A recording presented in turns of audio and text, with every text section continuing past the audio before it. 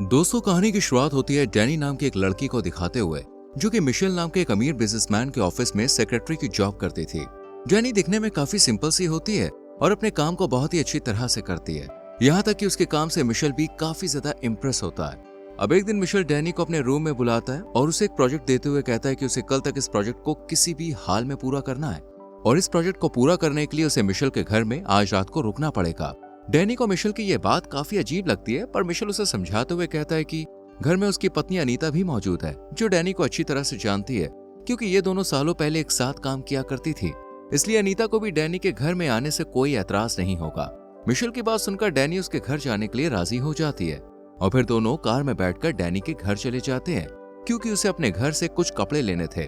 तभी मिशेल बातों ही बातों में डैनी को बताता है कि वो आज रात अनीता के साथ कहीं बाहर जाने वाला है और अगले दिन वो अपने परिवार के साथ स्विट्जरलैंड के लिए निकल जाएगा। मिशेल की ये बात सुनकर डैनी को काफी बुरा लगता है क्योंकि वो हमेशा से मिशेल को पसंद करती आई है और उसे लगा था कि आज रात काम के बहाने उसके और मिशेल के बीच कुछ हो सकता है। लेकिन वो मिशेल से कुछ नहीं कहती और टेबल पर रखे अपने कोट को भूलकर ही उसके साथ घर पे आ जाती है। यहाँ पर आने के बाद उसे मिशेल की बेटी दिखाई देती है, जिसके लिए डैनी एक गिफ्ट भी लेकर आई थी। वो उस गिफ्ट को मिशेल की बेटी को देकर अपने काम में लग जाती है और मिशेल उसे अकेला छोड़कर वहां से चला जाता है। इसके बाद अनीता डैनी से मिलने के लिए रूम में आती है और उसे देखकर बहुत ज्यादा खुश हो जाती है, पर इसी बीच डैनी के कपड़ों को जज करने लगती है और उसे ऐसे बात करती है जैसे वो कभी उसकी दोस्त थी ही नहीं।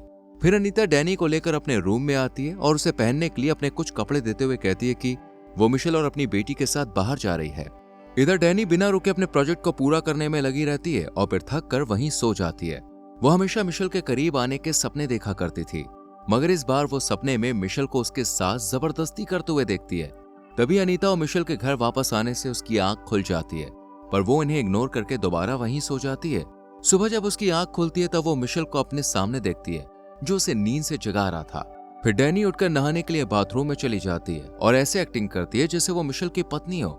लेकिन तभी उसे अपने बचे हुए काम के बारे में याद आता है और वो फिर दोबारा उस प्रोजेक्ट को पूरा करने में लग जाती है और बिल्कुल ठीक वक्त पर मिशेल को वो प्रोजेक्ट पूरा करके दे देती है, जिससे खुश होकर मिशेल उसे बोनस के तौर पर कुछ पैसे देता है और डैनी उस बोनस को लेकर अपने घर जाने लगती है। लेकिन मिशेल उसे रोकते हुए कहता है कि वो चाहता है कि डैनी उसकी कार में उसे और अनीता को ड्रॉप करने एयरपोर्ट तक जाए और आते वक्त कार को वापस ले आए। आज डैनी जिंदगी में पहली बार इतनी महंगी कार ड्राइव करने वाली थी, इसलिए वो थोड़ा घबराने लगती है, पर मिशेल की जिद की वजह से ना चाहते हुए भी डैनी को उनके साथ एयरपोर्ट पर जाना पड़ता है और एयरपोर्ट पर पहुंचते ही मिशेल डैनी को अपना स्विट्जरलैंड का नंबर देकर अनीता और अपनी बेटी के साथ वहां से चला जाता है। इसके बाद वो आलीशान कार डैनी के हवाले हो जाती है और वो सोचती कि अगर वो इस कार को लेकर कहीं दूर चली जाए तब भी किसी को कुछ पता नहीं चलेगा। इसलिए कार के फंक्शंस को वो अच्छे से समझने के बाद डैनी उसे शहर से दूर एक समुद्र के पास ले जाती है। ये डैनी की जिंदगी का पहला एडवेंचर था और वो इसमें कोई कमी नहीं रखना चाहती थी। वो बोनस से मिले पैसों से खूब सारी शॉपिंग करती है और जैसे ही मॉल के बाहर आकर अपनी कार में बैठती है तभी एक लेडी उसके पास आकर उससे पूछने लगती है कि उसकी तबीयत अब ठीक है या नहीं। ये लेडी यहाँ बने हुए एक कैफे की मालकिन थी और उसका कहना था कि सुबह डैनी उसके कैफे में खाना खाते वक्त अपना कोट वहीं भूल गई थी। ये सुनकर डैनी उस लेडी से कहती है कि वो पहले कभी इस इलाके में नहीं आई है, पर वो लेडी उसकी बात नहीं मानती और यही कहती रहती है कि उसने डैनी को सुबह कैफे में देखा था। उस लेडी की बात को इग्नोर कर डैनी अपने सफर पर आगे बढ़ती है और जब बीच रास्ते में एक पेट्रोल पंप पर रुकती है तो वहां मौजूद सभी आदमी उसे देखते रह जाते हैं। लोगों के अटेंशन मिलने से डैनी को बहुत ज्यादा खुशी होती है और आज पहली बार उसे काफी अच्छा महसूस हो रहा था। पर जब वो वॉशरूम में जाती है तब अचानक एक आदमी उस पर हमला कर देता है, जिसका चेहरा बिना चश्मे के डैनी नहीं देख पाती। लेकिन सही वक्त पर आकर कुछ आदमी डैनी को बचा लेते हैं। उसके हाथ में चोट लग जाती है। इसके बाद वो आदमी डैनी को एक रूम में बैठाते हैं और उसे कहते हैं कि उन्होंने वॉशरूम में किसी भी आदमी को जाते हुए नहीं देखा है, मगर डैनी उन्हें वो सब बताती है जो उसके साथ बाथरूम में हुआ है। लेकिन किसी को भी उसकी बात पर यकीन नहीं आता है। तब एक मैकेनिक डैनी से कहता है कि वो पिछली रात भी उस चोट के साथ वहां आई थी, जो चोट उसके मुताबिक उसे आज लगी है। साथ ही वो ये भी कहता है कि उसी ने पिछली रात डैनी की कार की टूटी हुई लाइट को ठीक किया था। मैकेनिक की बात सुनकर डैनी को काफी अजीब लगता है क्योंकि वो तो इस इलाके में पहली बार ही आई थी। अब वहां मौजूद सभी आदमी डैनी को झूठा कहने लगते हैं, जिसके बाद वो मैकेनिक एक डॉक्टर को बुलाता है और डैनी के हाथ पर मलहम पट्टी करवाता है। फिर वो यहाँ से जाने लगती है। तब उसके पास वही मैकेनिक आता है और उससे माफी मांगते हुए कहता है कि पिछली रात उसने डैनी को देखकर अपनी कार का कंट्रोल खो दिया था क्योंकि डैनी बहुत खूबसूरत है। मैकेनिक की ये बात सुनकर उसे कुछ भी समझ में नहीं आता और उसे घबराहट होनी शुरू हो जाती है। फिर वो समुंदर के बारे में सोचती हुई अपनी गाड़ी में ही सो जाती है। तभी वहां पर एक पुलिस अफसर आता है जो पहले से ही डैनी का नाम जानता था।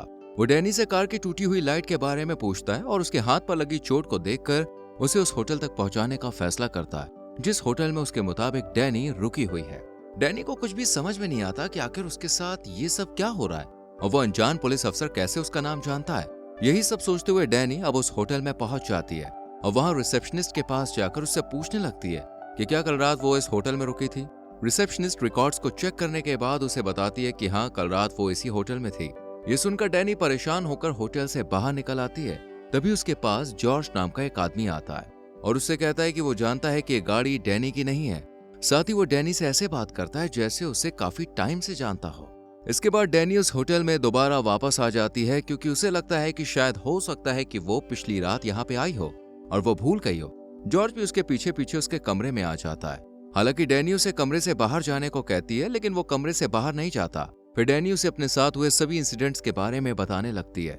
इस पर जॉर्ज उसे कहता है कि शायद उसके साथ कोई गेम खेल रहा है। ये सुनते ही डैनी अपने आप को जॉर्ज के साथ इमेजिन करने लगती है और फिर अपनी इमेजिनेशन के बीच जानने की कोशिश करती है कि वो कौन है जो उसके साथ ये गेम खेल रहा है। इसके बाद हम डैनी और जॉर्ज को इंटीमेट होते हुए देखते हैं, यानी डैनी की इमेजिनेशन सच हो गई थी। पर अगली सुबह उठने के बाद वो दोबारा इसी सोच में गुम हो जाती है कि अचानक उसकी जिंदगी में ये कौन सा मोड़ आ गया है। लेकिन जॉर्ज के आने के बाद वो अब खुश रहने लगी थी। पर एक दिन उसे पता चलता है कि जॉर्ज का असली नाम स्टेफानो है। ये सच जानने के बाद डैनी थोड़ा परेशान हो जाती है, पर वो जॉर्ज से कुछ कहती नहीं है। और फिर शाम को जॉर्ज उसे बीच का कहकर एक ऐसे सुनसान इलाके में ले जाता है जहाँ कोई आता जाता नहीं है। वो डैनी को पहाड़ों के बीच एक नदी के पास ले जाता है और उससे उसके एक्स बॉयफ्रेंड के बारे में पूछते हुए काफी बदतमीजी करने लगता है। जॉर्ज का बिहेवियर एकदम इतना बदल जाता है कि डैनी को उससे डर लगने लगता है। फिर वो डैनी से सामान लाने का कहकर वहां से चला जाता है लेकिन वापस लौट के नहीं आता। इधर डैनी जॉर्ज का इंतजार करती रहती है। तभी उसे एहसास होता है कि उसके पीछे कोई है, लेकिन जब वो मुड़कर देखती है तो वहां पर कोई भी नहीं होता। ये देखकर वो जल्दी से अपनी गाड़ी की तरफ जाने लगती है और देखती है कि वहां उसकी गाड़ी है ही नहीं, यानी जॉर्ज उसकी कार चोरी करके वहां से भाग गया था। कार गुम हो जाने के बाद डैनी लिफ्ट लेने की कोशिश करती है और एक पेट्रोल पंप पर पहुंच जाती है जहां मौजूद एक ट्रक ड्राइवर को अपनी कार के बारे में बताती है। फिर वो ट्रक ड्राइवर रेडियो के जरिए उस कार की लोकेशन को पता करने की कोशिश करता है, जिसके बाद उस ड्राइवर के साथ ही डैनी की कार को ढूंढ लेते हैं और उसे अपनी कार सही सलामत मिल जाती है। लेकिन तभी एक बच्चा आकर डैनी को बताता है कि उसकी कार के पीछे एक आदमी सोया हुआ है। जब डैनी कार की डिग्गी खोलकर देखती है तो उसमें एक लाश होती है, जिसे देखकर वो काफी घबरा जाती है। तभी जॉर्ज उसकी कार का पीछा करने लगता है और उससे कहता है कि यह मर्डर डैनी ने किया है। पर डैनी को लगता है कि शायद ये मर्डर जॉर्ज ने किया है, क्योंकि पहले उस गाड़ी में कोई लाश नहीं थी। अब ये दोनों ही इस लाश से पीछा छुड़ाना चाहते थे, इसलिए ये लोग लाश को वहीं छोड़ देते हैं। लेकिन तभी जॉर्ज की नजर एक नोट पर पड़ती है जिसमें लिखा हुआ था कि डैनी उस मरे हुए आदमी से प्यार करती है। यह पढ़ने के बाद जॉर्ज दोबारा डैनी पर शक करते हुए उसे धक्का देकर वहां से चला जाता है।